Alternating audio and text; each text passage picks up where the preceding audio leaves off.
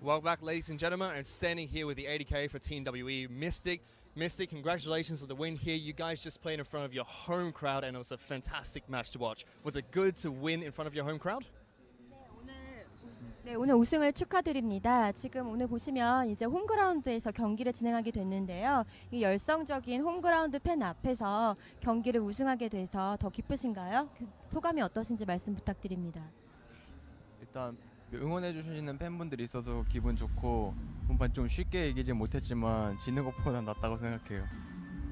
Okay, I'm really happy that there are a lot of fans who are cheering for me, and actually this was not an easy game, but it's still better than losing. Well, that's great to hear. And speaking of that not being an easy game, for the Western audience, Team WE is very well known as being a late game team, the Elder Dragon team, and you guys did go to past 45 minutes. Was that the game plan all along, to go to the late game, or did you guys think that you'd finish the game much quicker than you actually did? 네, 지금 서구에서 지금 WE 같은 경우는 레이트 게임을 하는 걸로 굉장히 유명한데요. 그리고 장로를 가져오는 걸로 유명합니다. 그래서 저희가 지금 오늘 경기도 거의 45분 가까이 진행을 했는데 처음부터 이렇게 길게 하려고 계획을 했던 건가요? 아니면은 사실 계획했던 것보다 조금 더 빨리 끝난 건가요?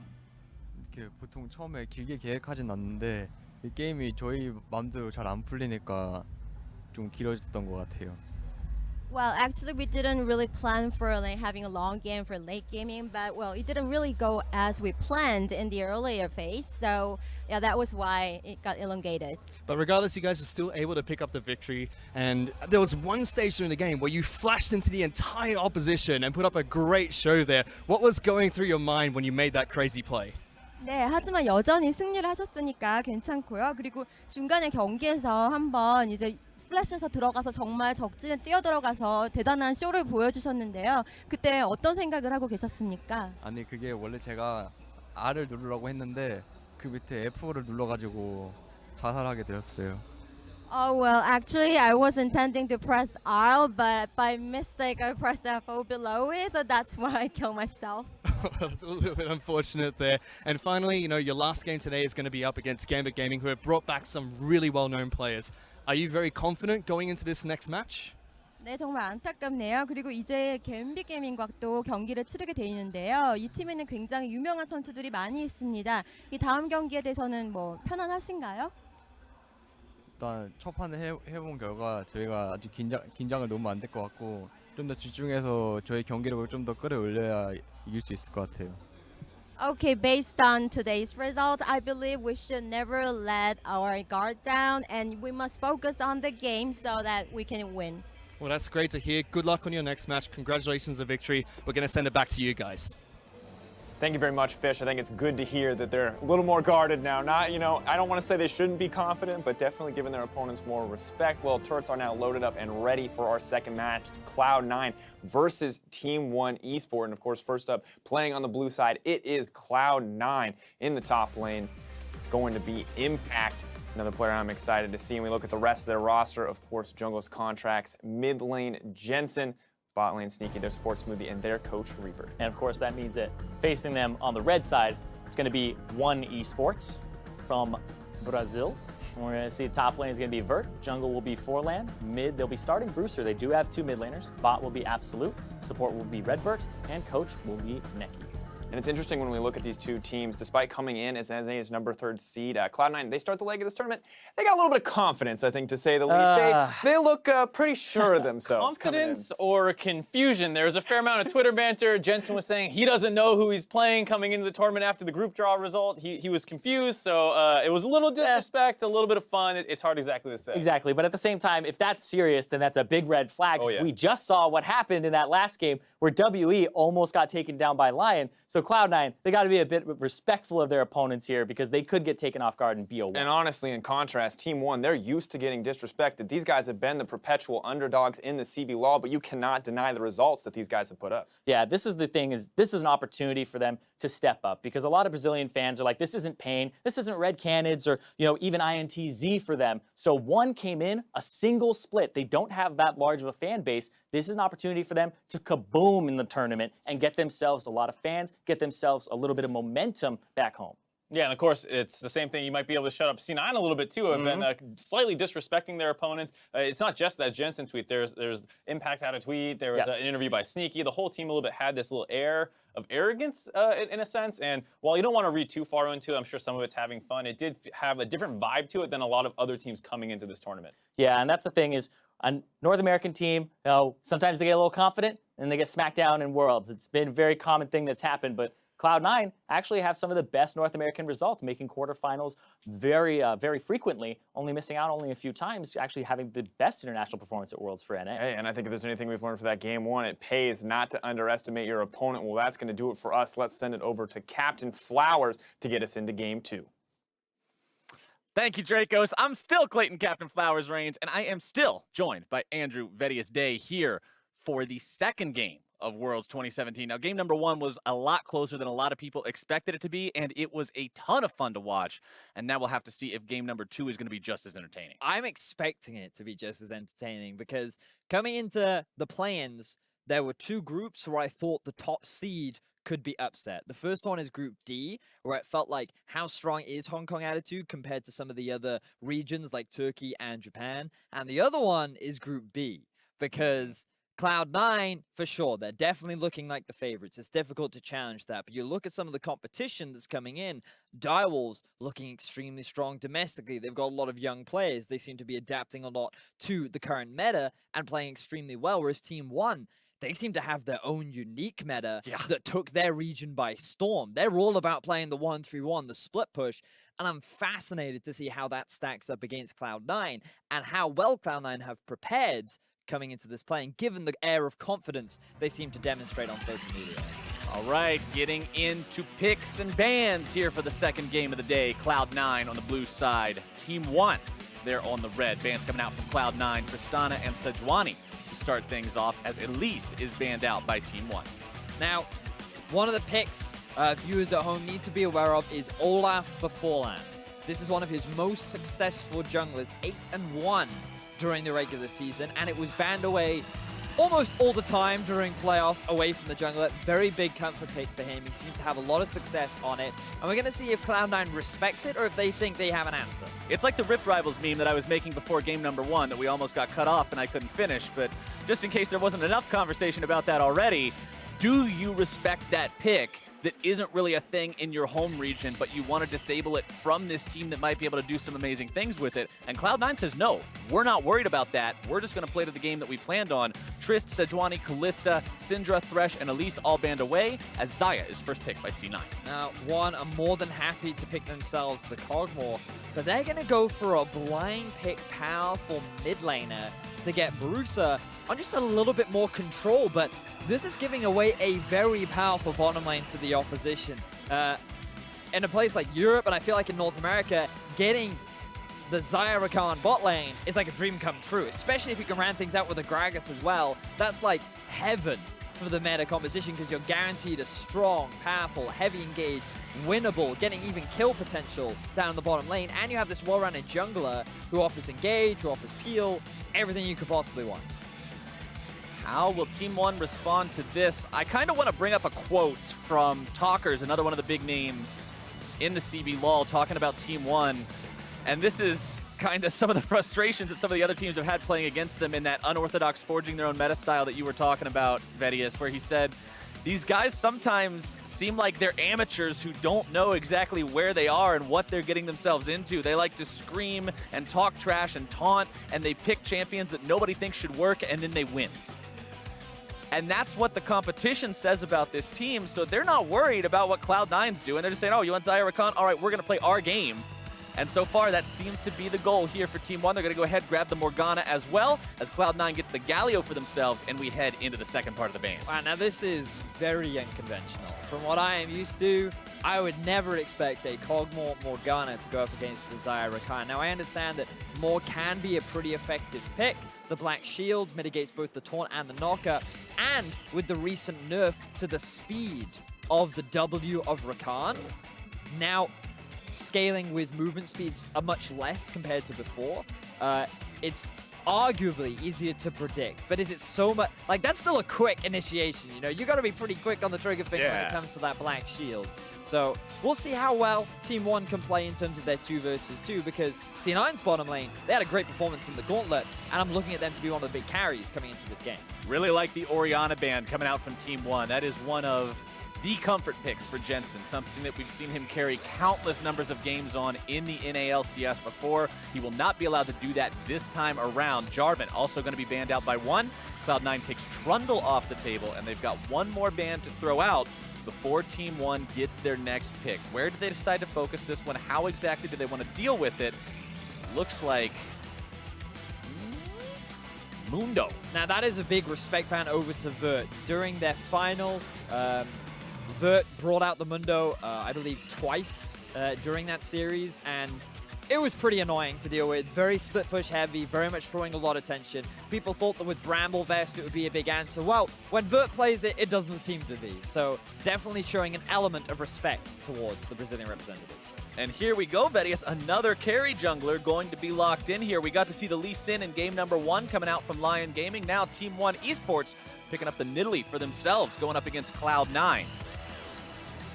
Now this is a risky composition, Flower. Yes, they it have is. no real front line for the They side have no quad. any kind of front line, real or imaginary. None of these guys are tanks. Do you know what they do have, Flowers?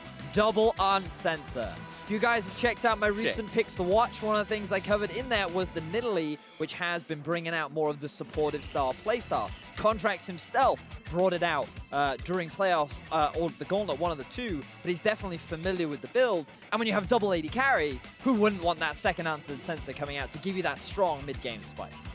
Cloud9 going to grab their own jungler in that Rek'Sai for Contractz, and now we might get to see that LeBlanc go through for these guys, and it looks like they will lock that one in for Jensen. Ooh, exciting, exciting. And I love this from Team 1.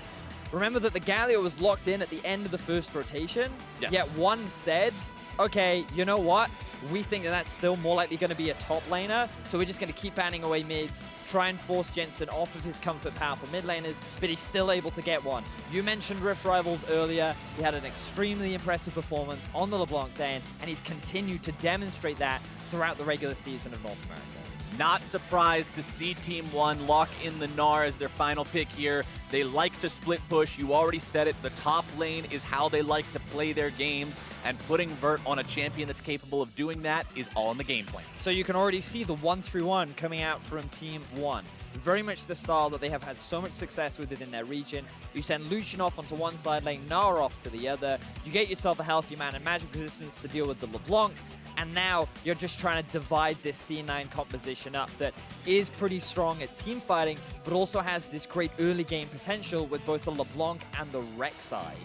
Rek'Sai has been rising in popularity recently, and I'm excited to see him in the hands of Contractz, who to me comes across as this jungler who can and likes to make early game plays, especially set up Jensen for success when he's on these assassin style mids. Yeah, there's so many things up in the air now that we're wondering who's going to step up for Cloud9. Like, this team was a team that throughout the course of the regular summer split, Jensen was the one who had to do a lot of the heavy lifting. And then we got to see Sneaky really show up during the Gauntlet, especially against CLG. Had some amazing hero plays there. But Impact's also another guy that I want to keep my eye on this game, Vedius. Because if you're going up against a team who wins through split pushing, who wins through getting the top laner ahead and having that kind of pressure, well, your top laner needs to be able to deal with that. Exactly that. And we had a lot of chats, Captain Flowers, about Impact's performance, how it was fairly mixed during the regular season. It seems to get better throughout the second half of the split, and then coming into playoffs and the Gauntlet, he seemed to really come into his own. He really did seem to have, ironically, a significant impact on the performance of Cloud9. And we'll have to see if he can keep that impact up as they go up against Team 1 Esports, Cloud9's first game here in Worlds 2017. And like the analysts were showcasing on the desk, Cloud9 doesn't seem too intimidated by the prospect of their opponents here during the play-in stage. They seem to be pretty confident in their ability to win on this one. I mean, Jensen's quote about, "I still don't know who I'm playing against," after watching the play-in draws. What surprise! Oh, you're playing against Team 1. There you go. Well, looks like you're playing up against Team 1, specifically Brewster here on the Lucian there in the mid lane. Jensen's LeBlanc, always a lot of fun to see. maybe he can go off, carry this game, do some amazing plays of his own, but he will have to go through Brewster to do it. So let's talk a little bit about some of the matchups that we're going to have, because from a player perspective, we've got a lot of exciting players. We've also got a lot of exciting champions showing up in this first game. Like the Nidalee coming out from Forlan. This guy, young player from CBLOL, but a big playmaker, very cocky. What you will see from him is that he likes to yell at his opponents. Just like we heard from Talkers. Yeah. They yell and they scream and they taunt. Exactly, but this guy specifically, when you watch his player cams in the finals, every time his team gets a kill, he's up, he's bumping around, he's like, yeah, yeah, do you see that play, do you see that play? This guy has a lot of confidence, and he rides a lot on tempo and advantage and pressure. And Nidalee is a great champion for being able to get that, especially against tanky junglers, because you run into the enemy jungle, you steal away all their camps, and the tanky jungler cannot trade against the early game skirmishing that a Nidalee can provide. But a Rek'Sai, not quite your conventional early game tank, can really match some of the early skirmishing power that Nidalee is looking to provide. Along with what we're expecting to see based on champions, I also want to touch a little bit on summoner spells, because we do have some mismatches this game. Teleport from Jensen's LeBlanc there in the mid lane. Sneaky and Smoothie getting very aggressive at level 1. Smoothie going in there with the grand entrance, but you've got teleport compared to the Ignite on the LeBlanc compared to the Lucian there in mid lane. And bottom lane, Smoothie's packing Ignite on this Rakan, but over on the other side, it's barrier for Absolut. The heal is on RedBert. And this was something we were talking a little bit about in game 1, the rush of on sensor. The point of this build, down in the bottom lane, be going for the Relic Shield. The Relic Shield, the name I always forget, basically means that you can just invest more gold into your support. Remember, Janna last game had like an 800 gold lead on the enemy support. Well, silly. It's going to be even more significant when you're having all this investment. And the barrier heal is just to give even more peel for the Kog'Maw. But the thing is about this whole composition is, yes, you have the 1-3-1 coming up, but you also have this amazing siege potential, because assuming that the Nidalee does go for the Unholy Grail plus Unsensor build, her E heal that was nerfed on, that was slightly buffed on this patch, plus the attack speed steroid that it gives to your AD carry, you just melt towers. You melt them so quickly, and it just makes your your tower sieging that much stronger. The one thing you also got to worry about is these early ganks that might be getting set up here. Contractz very patiently waiting. Jensen going in, not going to find success with the chain there. Flash into the knockup. Contractz looking to make this one happen. Jensen with a flash of his own, but Cloud9, 2 summoners down, and they won't get the kill. Granted, they do get the flash. Seems a little over-eager there from Jensen. He misses the charm. He's able to proc the passive from his Q, and he still thinks that he has enough damage to be able to get the kill. Maybe he forgot that he was running the teleport rather than the ignite, but either way, they will get the flash out, potentially setting up for another gank onto Brewster later on into the game. Brewster doing a good job surviving in that one. Binding flying out there towards Sneaky. Not really going to be finding the mark just yet. Contractz and Jensen with both flashes down means that these guys are going to have to be a little bit more cautious for now. Smoothie and Sneaky still pushed up here in the bottom lane as Forlan coming around from behind. Binding finding its way onto Sneaky. Maximum range on the spear, but Sneaky gets himself away anyway. Cloud9 still going to be on the losing end of that trade. So Forlan, he tries to make his own early game plays happen in the bottom lane. Good binding coming out from RedBert, but it will only get the heal out from Sneaky. Still has the flash, and once he gets level 6, it's going to be just as difficult to gank him. But look at the mid lane. Smoothie and Contractz already there, looking to punish the flashless Brewster. And I feel like this is just so reminiscent of Rift Rivals for me. I remember how much time was invested into the middle lane to set up Jensen for success. When he plays champions like the LeBlanc, C9 is all about trying to get him a lead and make him the primary carry of Cloud9.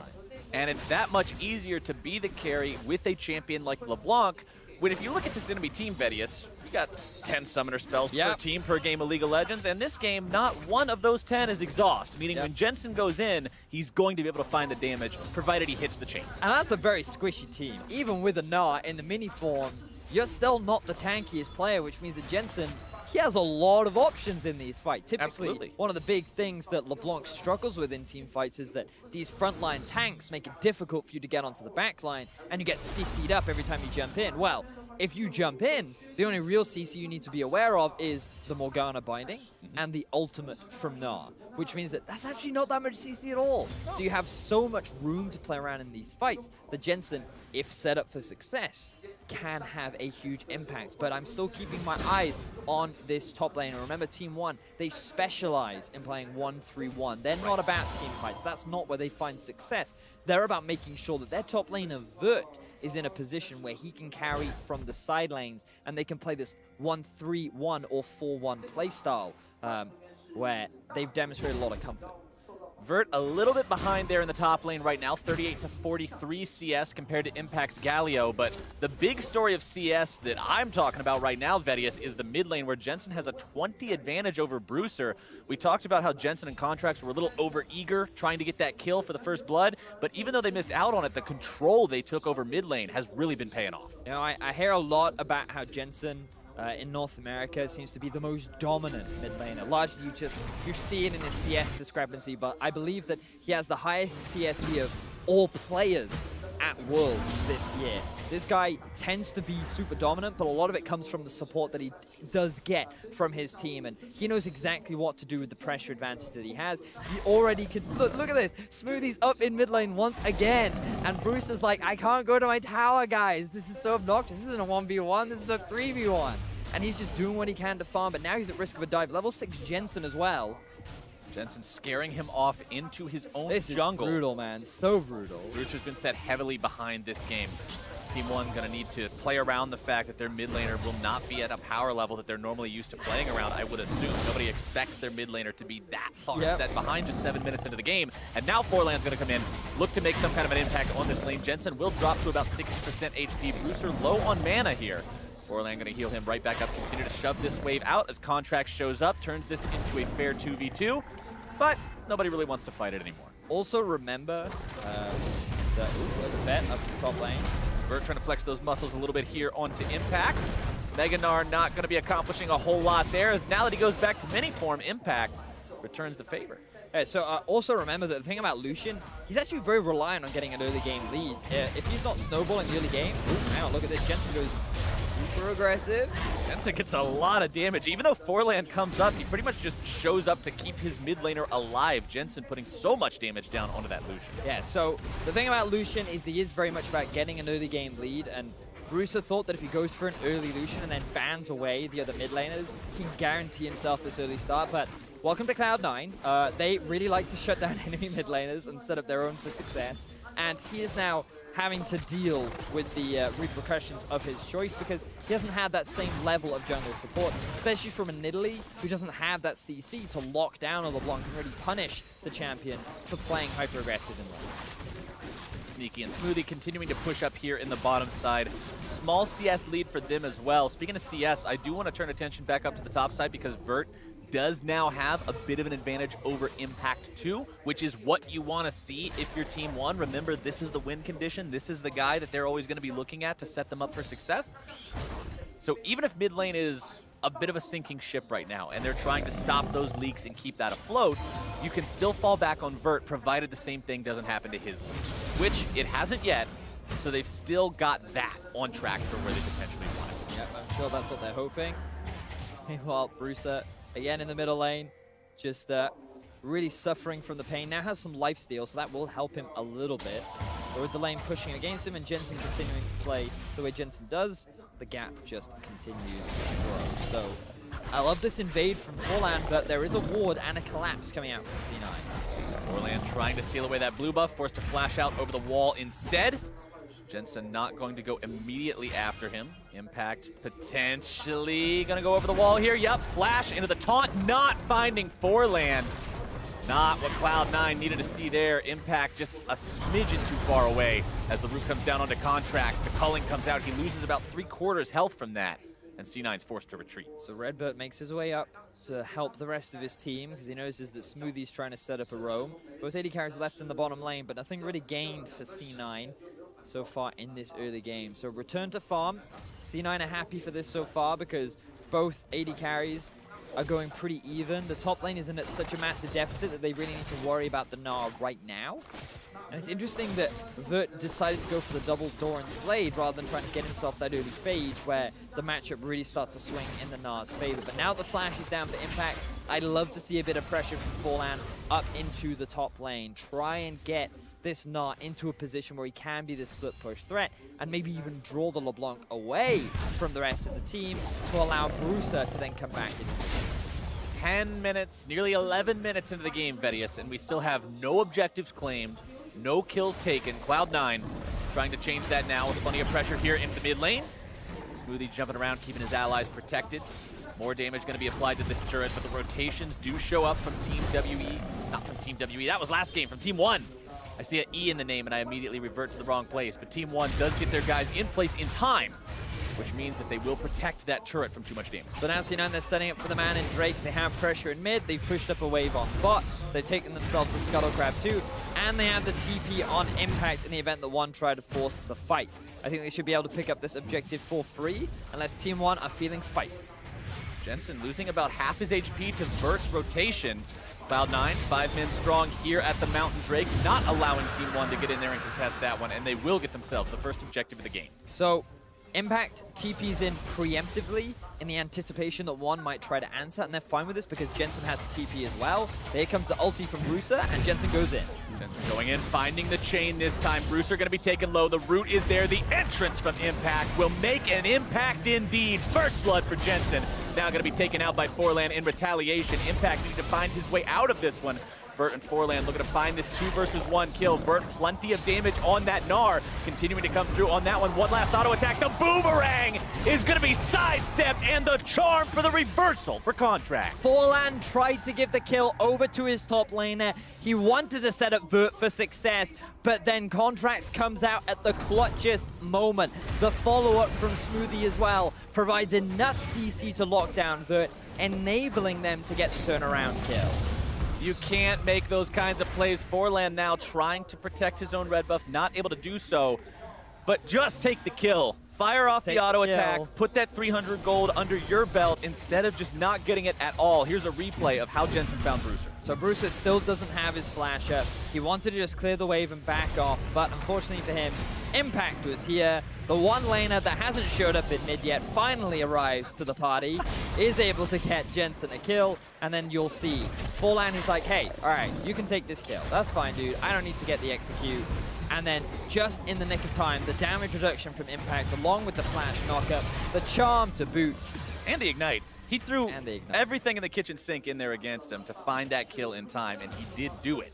Good rotation there from Smoothie, making sure he showed up in time, but also something that's probably going to be on the mind of Forlan, knowing that he could have got that kill onto Impact.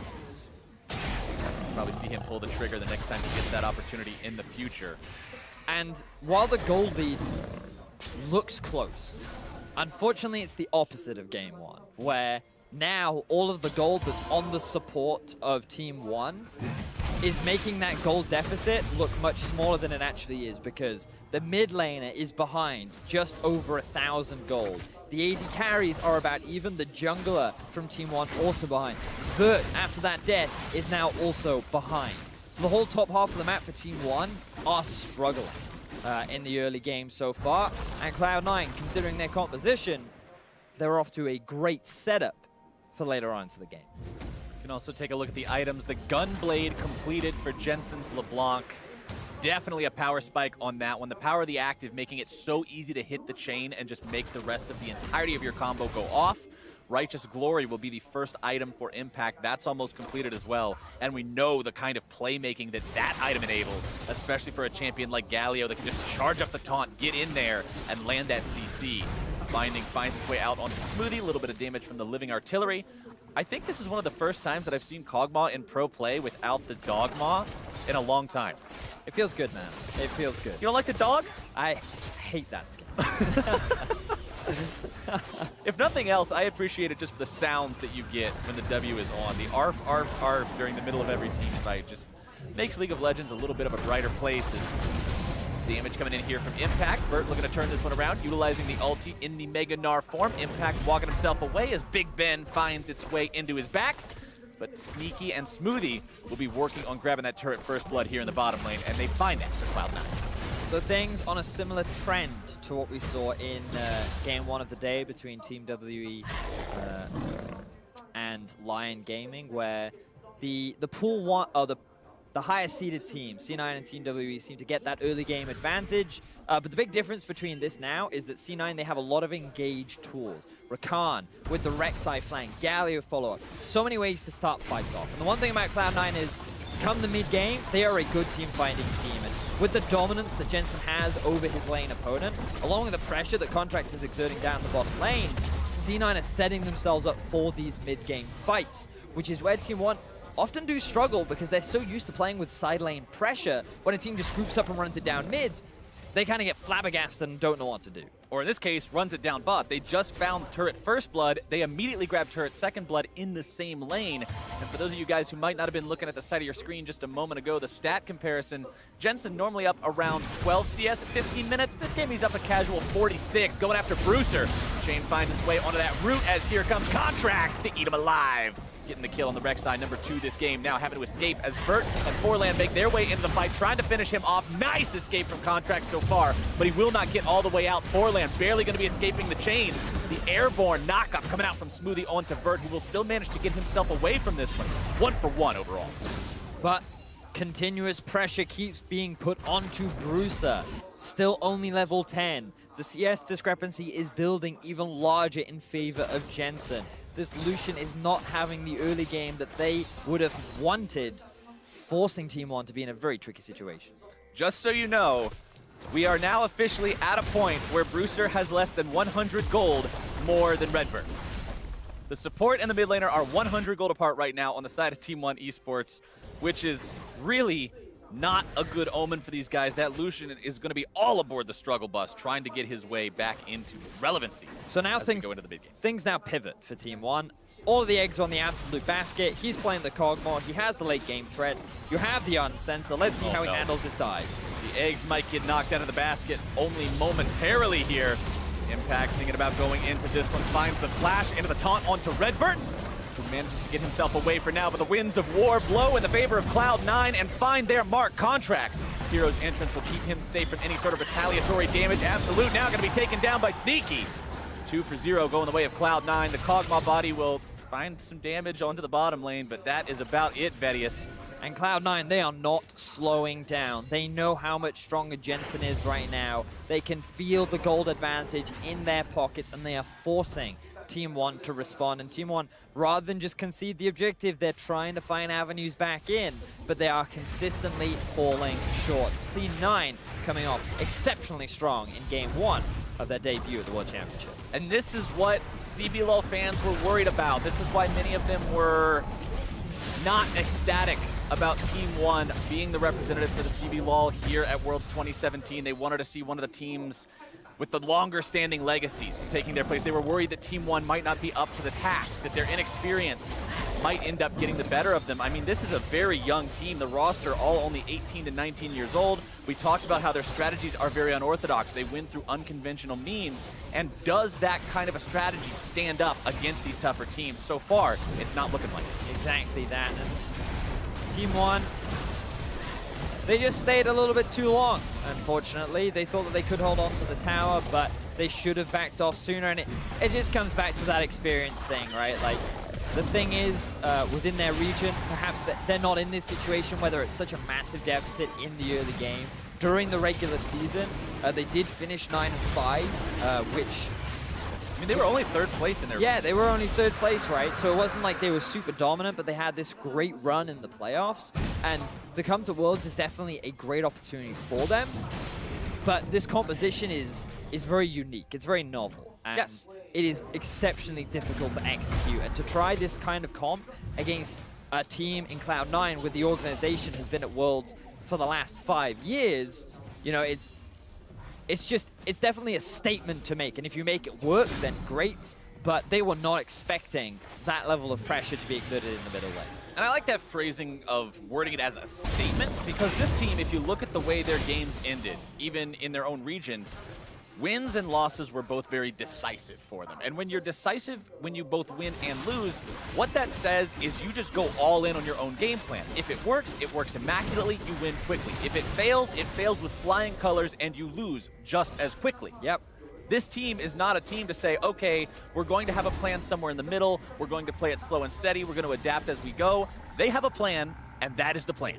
Yep, and unfortunately for them, even if at this point they try to execute the plan, C9 literally just have to group up mid and force a fight. They know they're stronger, they know they have a front line and tanks, and against this very squishy lineup, they can focus whoever they want. So they're just going to keep grouping up and keep forcing fights. Jensen jumping in there onto Brewster, losing almost all of his life. A little bit audacious there from the Cloud9 mid laner. Really just trying to blow Brewster out of the game, but Brewster showcasing the fact that he's not that far behind. Yeah, Brewster very much of the opinion, well, if you want to eat a full culling, then I'll happily give you a full culling.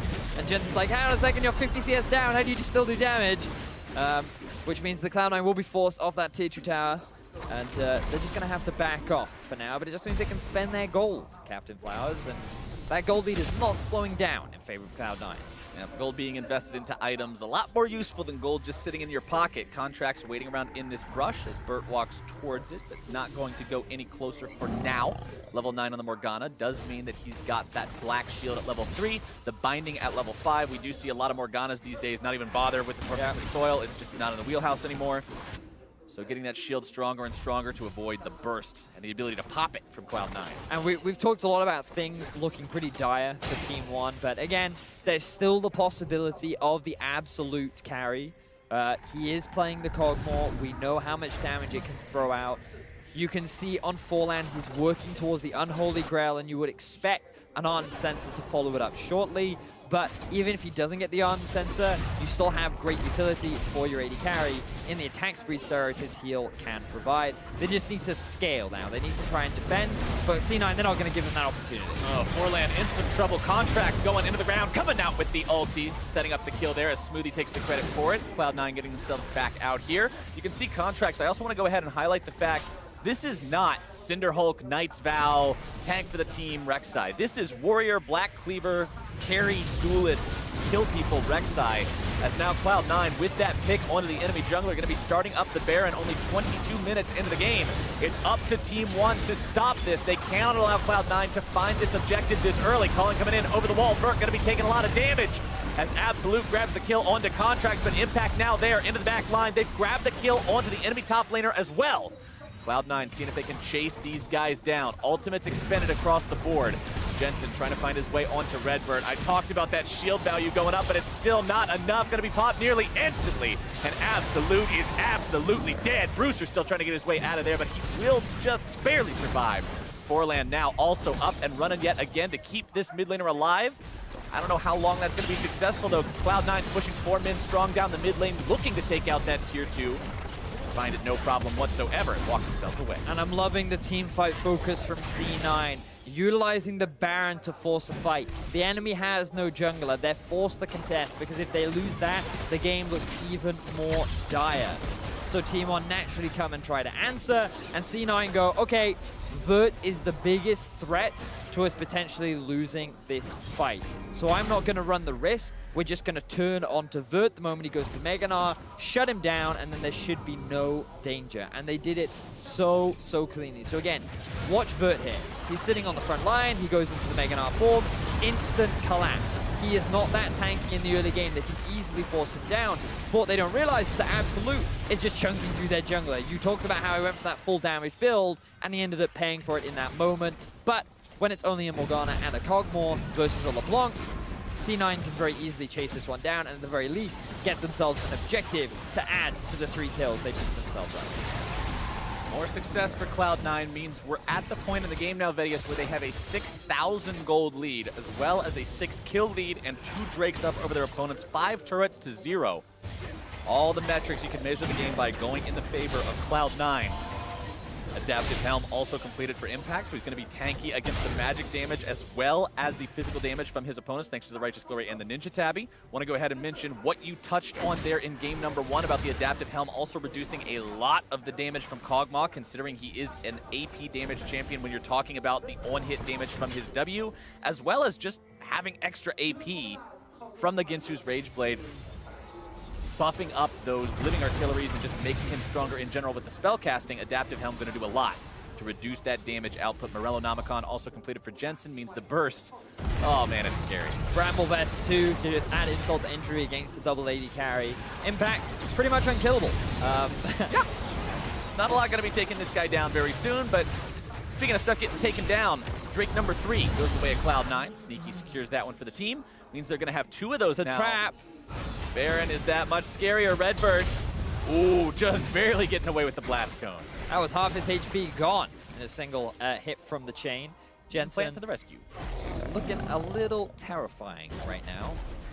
Everybody on Cloud9 is very scary at this point. That's true. That's Team 1 pretty much needs to find Cloud9 going too deep, like what we talked about with Jensen, trying to find that kill onto Brewster in the top lane between the 2 turrets. They need to find Cloud9 making some sort of an audacious play and punish them for it. Yes.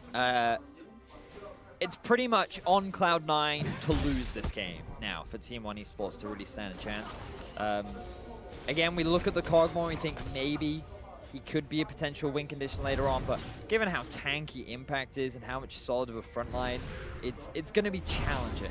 So now I'm very much evaluating how cleanly C9 can close out this game, because if you want to take that convincing first place spot, you want to do it in a convincing style. So being able to get clean victories over your opposition is going to set you up nicely when that group's just goal. Forlan trying to go in and steal away Baron. Instead, he only finds his way into the respawn timer for the next 35 seconds. Cloud9 grabbing Baron just shy of 27 minutes, taking out the enemy jungler in the process. Now they've got that 5 versus 4 push. They send Jensen to split push up into the top lane. The other 4 are going to be set up as a squad here in mid. This is the Baron play that ends up making a huge gold impact to the game. I like the attempt from Forlan. If they steal it, they're allowed to stall for longer. They have the potential of winning late game fights. But C9, they were ready. Even though he gets into the pit, Forlan isn't even close to stealing away the objective. And now with the Baron buff, C9, they just start to play on both mid and top. A slow push in the bottom lane as well. With the Baron empowered minions, it's only a matter of time before one start to lose those base structures. And I don't think you can fault Forlan for the decision there. I think it comes down to, is the chance of him stealing this better than the chance of us winning the game if we just give it away? And as low as the chance of him stealing it was, I think the answer is yes. I think if you just give the Baron away to Cloud9 there, and you let this current situation play out like it is right now, but without trying to contest it, you're just giving the game away. Yep. There's only so many things that you can sit by and abide when you're behind, and that is not one of them. Precisely right, Captain Flowers. And speaking of, or going back to rather, the aggressive build of Contractz, he's rounding things out with a GA. Getting that extra AD in there along with the ability to respawn. Super obnoxious to see that early game item. Now Absolut is in some danger. Oh, Smoothie wants to go after him, but he's not quite able to find his way in there with the quickness. Tier 3 turret going down though. Impact going into the full lines of Team 1. Not going to find any kills just yet, but Cloud9's not even concerned about that. The name of the game for these guys is objectives. They will find the mid lane inhibitor. Jensen still looking to go for the damage onto RedBert, nearly 100 to zeroing him. Vert trying to go in on these guys. Now he's going to get rooted. Now he's going to get taunted. Winds of War coming out. Team 1 can't do a lot to stop the Cloud9 War Machine. So now Cloud9, after taking the mid inhib, they can send either Jensen or Impact down into the bottom lane. More likely going to be Impact. And then the rest of the members just group up top. They're not even going to go back and base. They're just going to keep the push going. They're going to keep the pressure up onto Team 1 because C9, they want to get this game over with. They want to walk away with the convincing win. And with an easy pick like that, they're well on their way to doing it. Just so we're fully correct, he was not even past that rock thing in your base. That's the safety area of the map right now for Team 1. The rock thing. The rock thing in your base is about as far out as you can go before Jensen can be a threat of 100 to zeroing you. Cloud9 now taking out the top lane inhibitor to go along with the mid one. They've got 2 lanes down. Looking like they're not even that concerned about the bottom lane. Marching up mid now to finish off the Nexus turrets themselves. Absolut still dead for another 10 seconds. Nexus turret number 1 already down. Impact on the front line, dashing in there with the Justice Punch to keep Vert away. Vert does have a full Mega Gnar bar. Contractz finding the Prey Seeker there onto RedBert. Turret nearly going to be falling now. They take Vert down. The last fight of the game going to be breaking out as Brewster gets deleted by Sneaky. A killing spree for the Cloud9 AD carry. RedBert walking himself away, and Cloud9 with a very convincing victory. Nothing more to say. Clean from Cloud9. They stuck to a very conventional Cloud9 playstyle, which is put Jensen on a carry, invest resources into setting him up for success. Once he has that slight lead, he is the caliber of player that will know exactly what to do with it. And then the rest of the game just started going in their favor. They had full control of the bot lane.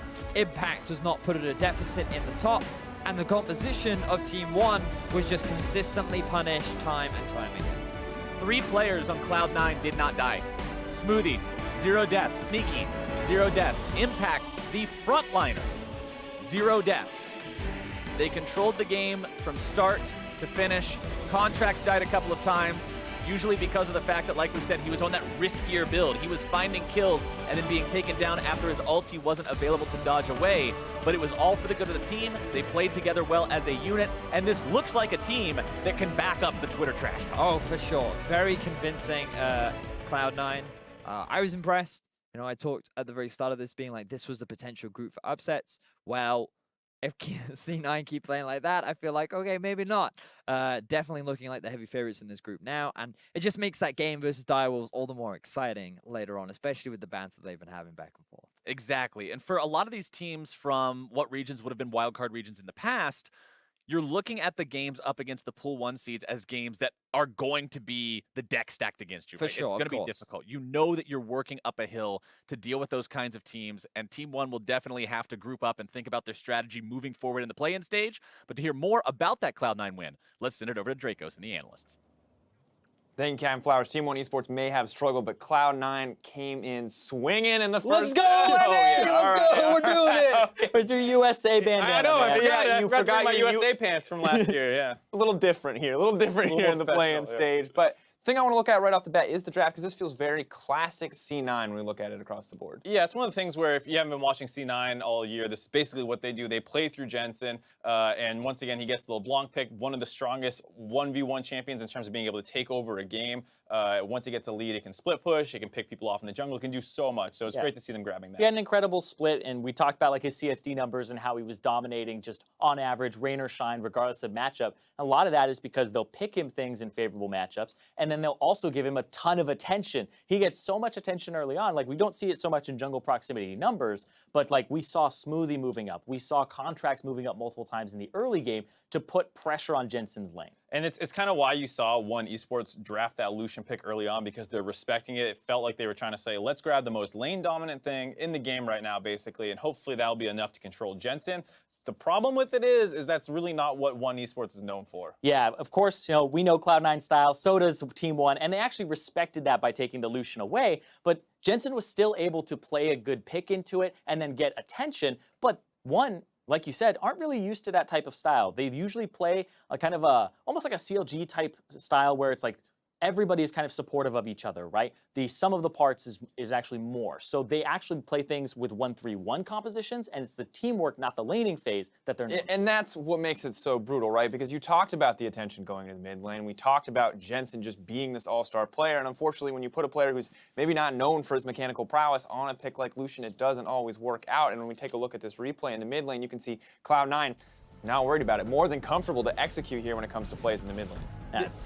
There's one of many ganks that they had thrown at this point in the game. This is the first one that's actually going to connect in a kill. Jensen leads it off, flashing in aggressively. Impact with that follow-up. That's what Xayah was talking about, how it's not just a jungler ganking for him, it's the entire team keying off Jensen. And after Impact is able to help get this kill, the rest of the team's still playing around mid lane. Smoothie's going to move up here, as well as Contractz, make sure that they can try and keep Impact alive. Barely doing so to get that 2-for-1. Yeah, but then they're able to just zip across. Contract's able to play an aggressive jungler with a lot of AD, and they're able to kind of have some other people step up on the team. But like you said, mid lane, the big focus there. C9, this is the most important part of the map. One of our best player is there. Get him an advantage. That was 12 minutes in. That was the third gank that we had seen towards mid lane. Yeah, and when you look at the CS deficit, this is gross. This is the, like, your lane is getting crushed. This is it's My just mid so laner much gold. versus their mid laner. Yeah, and Jensen, we have to praise him for playing so well, but also, how does this big of a CS lead happen? Because a lot of this happens even before you see that first successful gank in the mid lane. Yeah, so the gank will come through, and then you have summoner spells traded.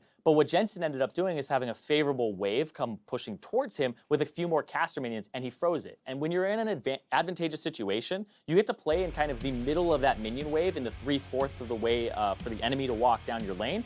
and threaten him. With the LeBlanc especially, because you can distortion chain, and if that lands on a flashless Lucian who doesn't have vision on the sides, you have to kind of reestablish vision to get yourself in a position to just break that freeze. And it's such a coordinated strategy with a pick like Lucian, because as soon as he falls behind, he becomes very weak. And Team One is not known for being this aggressive early game team. This is not really opting into their style, so they struggled to know, like, we need to break this freeze this way. We need to get Lucian back into a reasonable situation.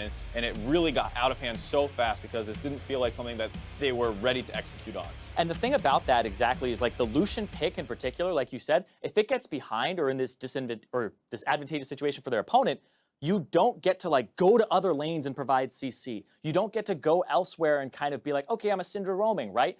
You have to kind of break that because he doesn't offer much utility outside of damage. So he has to stay at the status quo of at least getting item breakpoints, and they were able to kind of keep him down with freezes and prevent it. Yeah, and while Team One Esports may have learned a hard lesson here in Game 1, I do feel like Cloud9 backed up a lot of the confidence they had about coming into the group stage. Because when you come in, we look at WE's performance against Lyon, you know, very close, very contested, but Cloud9 crushed. They absolutely were able to, from that point on where Jensen built a lead, bring up this massive gold lead and snowball it out. Yeah, definitely showing that the arrogance that they were showing a little bit in their social media game, not completely out of place. And it is one of the groups, I think, that heading into it, people were more expecting this to be a battle between second and third position, just based off how teams were looking in their own region. So it's not too much of a surprise to see C9 come out here and perform very well. They just need to keep it up over the course of it and not let this one great game get to their heads. Yeah, I don't think anything kind of went to their heads in this game because they threw a lot of respect bans, the Trundle, the Mundo, things that they weren't 100% confident against in the top lane. So they're still respecting their opponents there, is what we saw.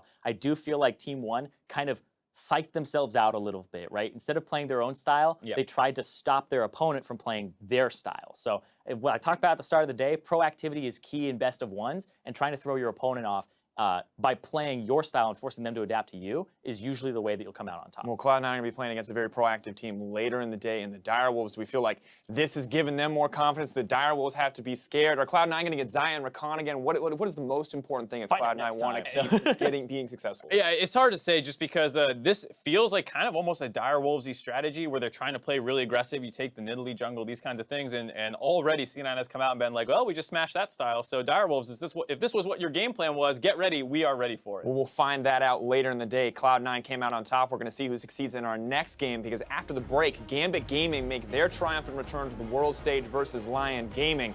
But is it going to be so easy after what Lyon showed us in Game 1?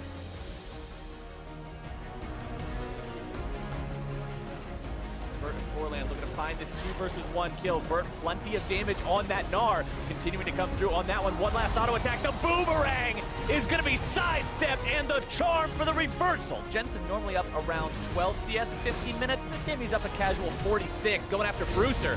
Shane finds his way onto that route as here comes Contractz to eat him alive. Jensen trying to find his way onto RedBert. I talked about that shield value going up, but it's still not enough. Going to be popped nearly instantly. And Absolut is absolutely dead. Now they take Bird down. The last fight of the game going to be breaking out as Bruiser gets deleted by Sneaky. A killing spree for the Cloud9 AD carry. RedBert walking himself away, and Cloud9 with a very convincing victory.